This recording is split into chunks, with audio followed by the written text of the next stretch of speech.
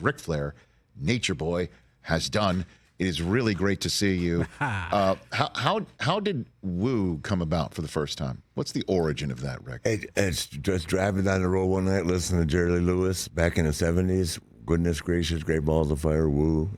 That was it? It kind of inspired it. Yeah, I was a big fan of his, and that's back in the 70s. We used to drive 3,000 miles a week, town to town. Sure. And I just started saying it in 1974, and it stuck. Thank God. Do you remember the first time you used it? And it would have been in a promo in 74. Okay. At Jim Crockett Promotions. Okay. And did somebody just say you got to keep that, or you just No, decided? I just caught on. And then now it's like everybody in the world's doing it. And I'm not getting paid enough. It's trademarked. I mean, you must walk down the street and just hear it. Right? Yeah, I do. Thank God. What's the strangest place you've had somebody scream that to you? Oh, God, they're screaming everywhere. I mean, like where? Church? Bathrooms? Where? Not at church, but maybe outside of church, but bathrooms for sure. Whoa, Ric Flair's in the bathroom. Oh, wow, man. Somebody makes a boom boom and behind the door they're screaming, woo. I'm not going to shake your hand when we get out of here, okay? Jesus. It's unbelievable. Oh, my gosh. Fantastic. And so what do you remember most of those early days in your career, Rick? Oh, just, the thing that it's like I've found it again here. Just the day I walk in here, it's a camaraderie. I just love being with the guys. Mm-hmm. It's almost like a disease with me. I mean, I just like being with the guys, and I like going in front of a live audience. I like, mm-hmm. It's like now I'm right back in the same business where, just like you wait every day. I don't know how hard you sit on it, because you have people to handle it for you, but you just want to know the rating. Mm-hmm. You want to know what your quarter hour did. I mean, is that right? It's back in the race, yeah. Yeah. So at 5 o'clock, whatever day I'm on the next day, like I've been doing my whole life, mm-hmm. 5 o'clock looking for the rating, and what did my quarter hour do? I mean, it's competition. What's your favorite place you performed in, where you love it more than most, Ric Flair? I like. There've been so many great cities. I used to wrestle at the Forum out here and run into Kareem and Magic and all those guys. And yeah. I mean, James Worthy grew up in Charlotte, basically. Yeah. I liked it out here. Chicago was great. Atlanta's great. Yes. Of course, North Carolina, and that's where I was for 42 years. Anywhere there. Mm-hmm. Orlando's great. It's hard to pick one out. Mm-hmm. Overseas, of course, I like Tokyo and London, Birmingham are great. Yeah. Sydney and you've all been all over the world, man. Auckland, New Zealand, name it. TJ is one of your hugest fans, and I always do this. TJ, go for it. Ask Ric Flair a question. It's like how do you come up with a single question as someone who's been in your life since I was 10 years old? You know, and Saturday nights at 6:05, Rick. That was it for me and my grandfather. Yeah. But we did that at 8 o'clock in the morning. I've read that. After coming out of Buckhead. What do you mean? So you really? We taped that show at 8 o'clock in the morning. We were working in a venue somewhere when it was airing. Yeah. That night. Wow. So Rick, at what point? And I've read your book multiple times. I've seen the documentaries, things of that nature. But when did you know? Do you remember the point when you were like, okay, I got this now? The second time I won the world title. So from Harley at Starrcade? At Starrcade, yeah. The first time I won it, I thought I knew it all. Boy, did I find out. Because I'd been wrestling really good wrestlers mm-hmm. in the Mid-Atlantic area, like top guys. And when I won the World Championship, and I started traveling around where the guys weren't nearly as experienced, some weren't as experienced as I was, you know what I mean? Yeah. And you have to wrestle an hour every night, which we did back then. And I just learned real fast that I had a lot to learn.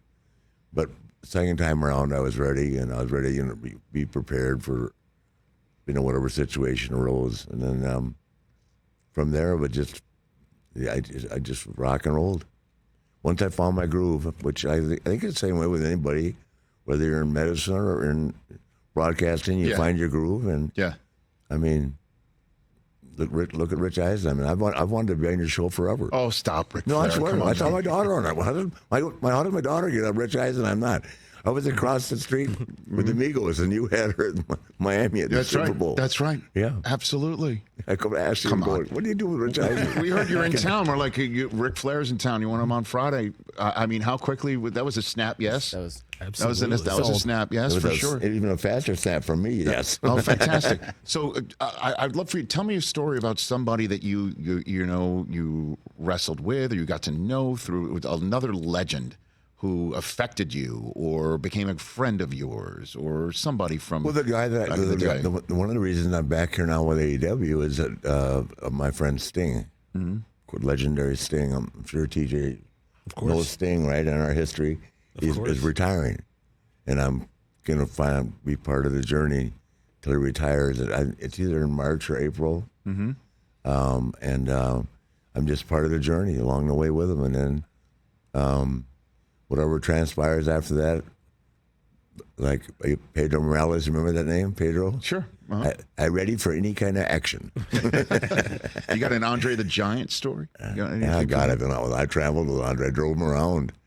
What do you mean you drove him around? He started in Minneapolis. Okay. He came from France to Montreal. Montreal, he came to Minneapolis and trained with Vern Gagne when I was there.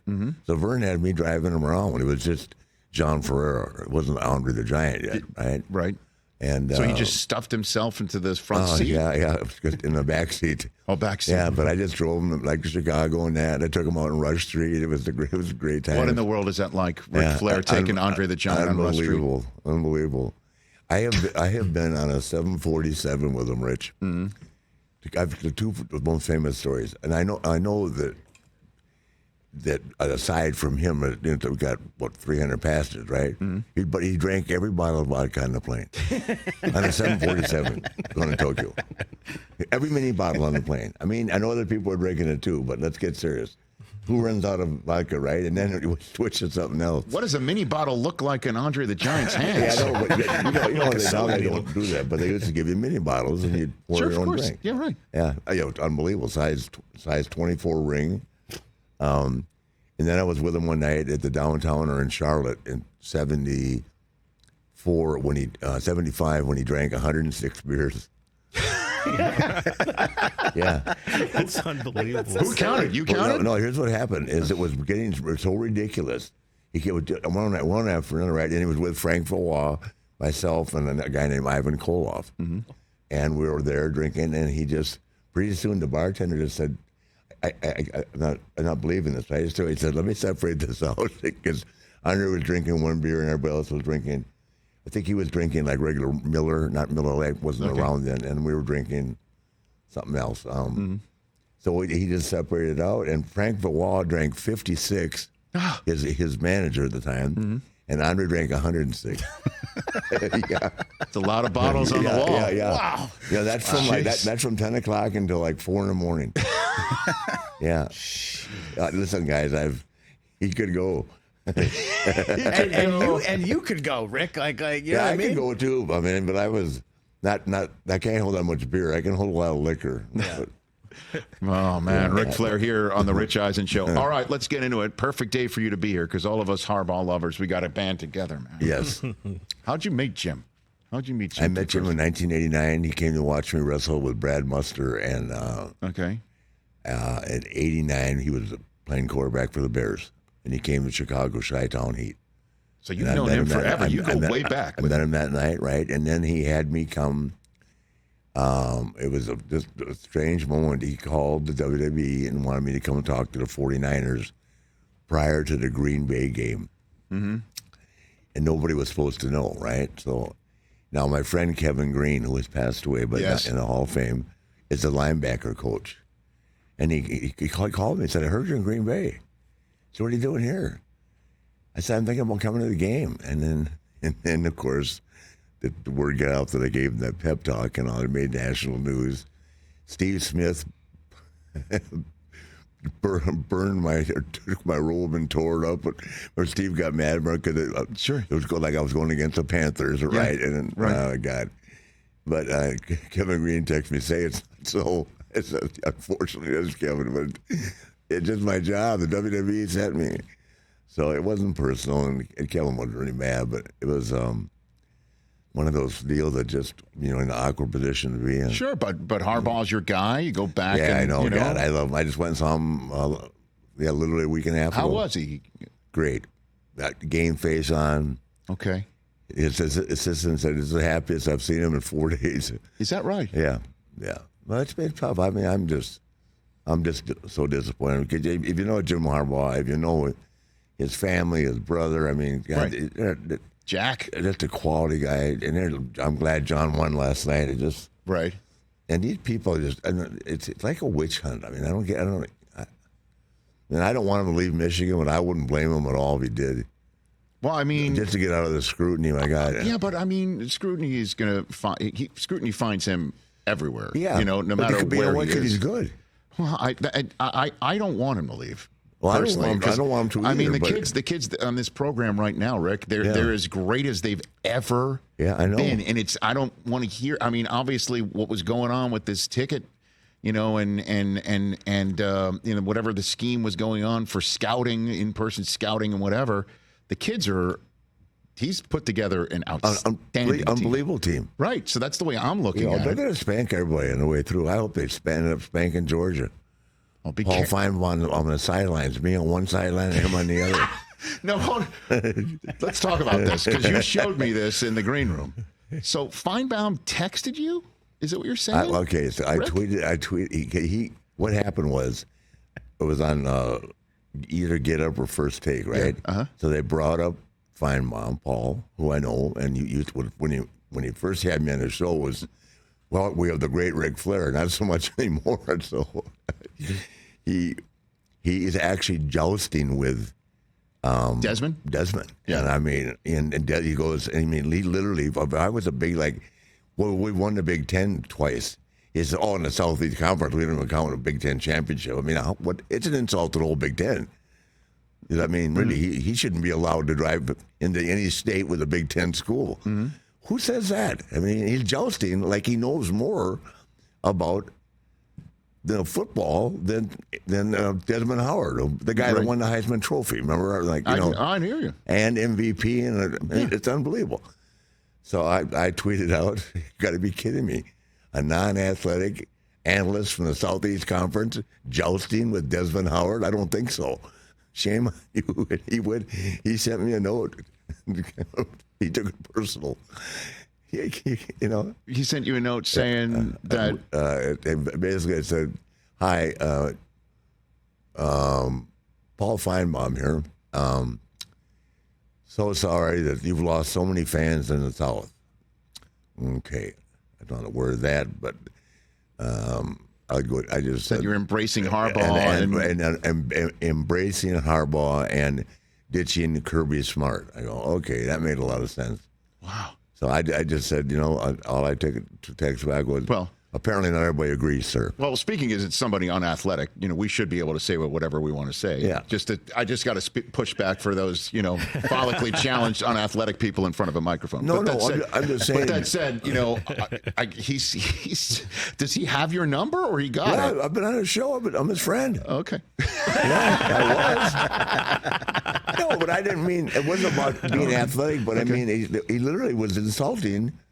I've never seen. I watch your show religiously. I've never seen you talk bad. If Desmond Howard was sitting here, would you actually argue with him about football? No, I wouldn't. Thank you. That's why you're successful. And look at this. This is better than Joe Rogan's layout here, by the way, ladies and gentlemen. If you're not here, this is a great spot. These headquarters are beautiful. I appreciate and tricked that. Out. Thank you. And so happy for your success. On the biggest hill, on the biggest side of town. In the biggest backyard. Would you mind doing us the favor of cutting a Rich Eisen Show promo? I absolutely will. Would you do it right now? Yep. Can you do it right now if I just set it up like Ric Flair? Yep. Okay, ladies and gentlemen, this is it. We're ready. Ric Flair, a promo for the Rich Eisen Show. This is the Nature Boy Ric Flair. Woo! Live from Rich Eisen Studio in L.A. Looking as only I can look. Praising the great Rich Eisen, the man, the myth, the legend, the limousine riding, I'm sure of it, private jet flying, kiss stealing, wheeling dealing, son of a gun that owns the airways every time he opens his mouth. Woo! Rich Eisen. Yes. That's it. We were talking about it beforehand. Like, we Shut got to it down. get. Yeah, Rich was like, should we write something? we I'm write like, something? Rick don't need no writers. Oh, my He's the gosh. best there is. So, One take Nate. of course, a Woo Energy drink can be found at it's wooenergy.com. But hold on a minute, I got to make sure everyone knows it. There's 5 O's in Woo Energy, so it's W5O's energy.com. Yeah, and by the way, it's the official drink of the Michigan Wolverines. Now I know. Everybody thought it was because of the the signs and whatever. Now I know what's going on. Yep. All right. Well, thanks for coming in here, Rick. Thank you. Honored. Sir. Please stop, man. We are. No, I was so upset that my daughter was on your show and I wasn't. Well, I said, Now we're tied at 1 apiece. Yeah. Actually, wherever you are, I finally made it to the big time. That's right. Yeah, right. And there's a race to break the tie. Charlotte. AEW Collision takes place tonight on TNT. AEW Full Gear takes place Saturday on pay-per-view. Both events coming from the Kia Forum in Los Angeles, California. The great Ric Flair, Nature Boy. Great to see you, Ric Flair. Thank you. You're the man. Thank you. Catch the Rich Eisen Show every single day on the Roku channel, 12 to 3 Eastern, for free.